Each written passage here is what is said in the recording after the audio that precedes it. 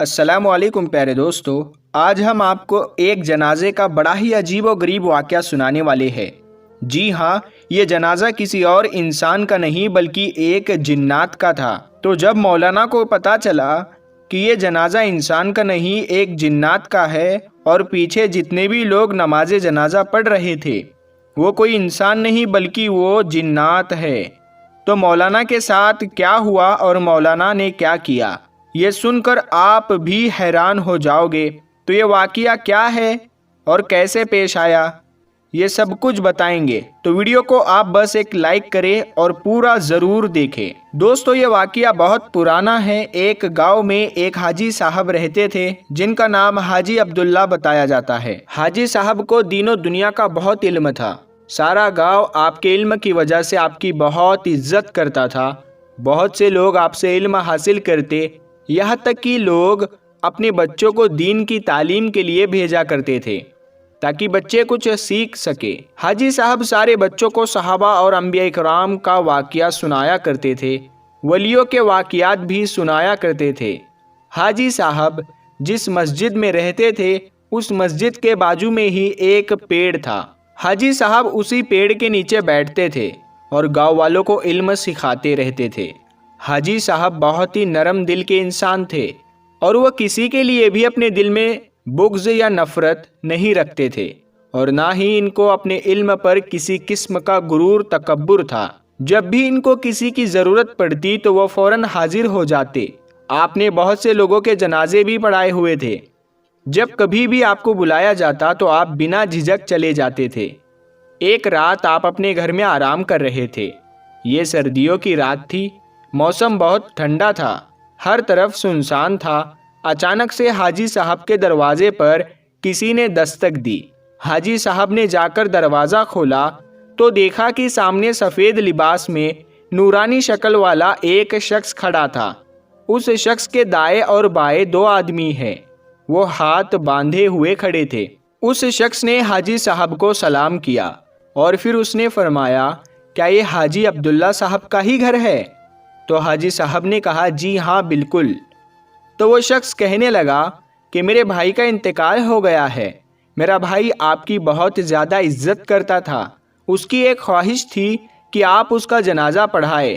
ہم آپ کو اس لیے لینے کے لیے آئے ہیں، برائے کرم آپ ہمارے ساتھ چلے اور میرے بھائی کا جنازہ ادا کریں۔ ہم نے سب تیاریاں کر لی ہے، بس اب آپ کا ہی انتظار ہے۔ نہ جانے کیوں حاجی صاحب کو اس شخص کو دیکھ کر بڑا ہی عجیب سا محسوس ہو رہا تھا۔ وہ شخص بنا آنکھوں کو جھپکے حاجی صاحب کو ہی دیکھتا جا رہا تھا اور اس کے ساتھ میں کھڑے دو لوگ اسی طرح بنا کچھ کہے دیکھ رہے تھے۔ حاجی صاحب نے پوچھا، کیا میں آپ کے بھائی کو جانتا ہوں؟ اس شخص نے جواب دیا کہ نہیں جناب، میرا بھائی تو آپ کے پرانے گھر میں آیا کرتا تھا، لیکن آپ اسے نہیں جانتے۔ حاجی صاحب نے سر کو ہلا دیا اور کہا کہ آپ لوگ تھوڑی دیر رکو، میں لباس تبدیل کر کے آتا ہوں، یعنی کپڑے بدل کر آتا ہوں۔ کچھ دیر کے بعد حاجی صاحب باہر نکلے اور اس شخص کو چلنے کو کہا۔ رات کافی گہری تھی، سب طرف سنسان تھا، لیکن کیونکہ حاجی صاحب پہلے بھی رات کو جنازہ پڑھانے کے لیے چلے جایا کرتے تھے، اسی لیے آپ کو کوئی بھی پریشانی نہیں ہوئی۔ وہ تینوں بندے آگے چل رہے تھے اور حاجی صاحب ان کے پیچھے چل رہے تھے، لیکن تینوں کی چلنے کی رفتار بہت تیز تھی۔ چلتے چلتے وہ لوگ گاؤں سے باہر نکل گئے اور پھر حاجی صاحب کو اسی طرح چلتے چلتے 1 گھنٹہ گزر گیا۔ حاجی صاحب کو اب گھبراہٹ محسوس ہونے لگی، کیونکہ وہ تینوں جس طرف جا رہے تھے وہ جگہ کھنڈر تھی، وہاں پر کوئی نہیں جاتا تھا۔ حاجی صاحب ان سے بولے، مجھے لگتا ہے کہ آپ یہاں پر نئے ہیں، آپ کو راستے کا نہیں پتا، آپ مجھے بتا دیں کہ کہاں جانا ہے، کیونکہ آپ جس جگہ پر جا رہے ہیں وہ جگہ کھنڈر ہے۔ تو پہلے والا شخص رکا اور حاجی صاحب سے بولا، اے آدم ذات، تم فکر مت کرو، ہم بالکل ٹھیک جگہ پر جا رہے ہیں۔ حاجی صاحب اس کی بات سن کر ڈر گئے اور سوچنے لگے کہ اس شخص نے مجھے آدم ذات کیوں کہا؟ یہ مجھے میرے پرانے گھر سے جانتا ہے، لیکن اس وقت تو میرے پاس کوئی بھی پڑھنے کے لیے نہیں آتا تھا اور میرے ساتھ بھی کوئی رہنے کے لیے نہیں تھا۔ پھر پتہ نہیں یہ بات اس شخص نے کیسے سن لی تو وہ کہنے لگا، دیکھیں حاجی صاحب، یہ میرے بھائی کی خواہش تھی اور میں آپ کو بتا دوں، ہم مسلمان جنات ہیں، آپ بالکل بے فکر رہے، ہم آپ کو کوئی نقصان نہیں پہنچائیں گے، آپ بس میرے بھائی کا جنازہ پڑھا دے۔ بس اس شخص کا یہ کہنا تھا کہ حاجی صاحب کے ہوش اڑ گئے۔ انہوں نے بمشکل اپنے آپ کو سنبھالا اور پھر ان کے ساتھ میں چل دیے۔ کچھ دیر بعد وہ ایک گھاٹی پر پہنچ گئے۔ وہاں لاتعداد جنات ایک صف میں کھڑے ہوئے تھے۔ ان سب جناتوں کے قد بہت زیادہ لمبے تھے۔ حاجی صاحب نے ان کی طرف نہیں دیکھا بلکہ سیدھا جا کر امامت کی نیت باندھ لی اور نماز جنازہ ادا کی۔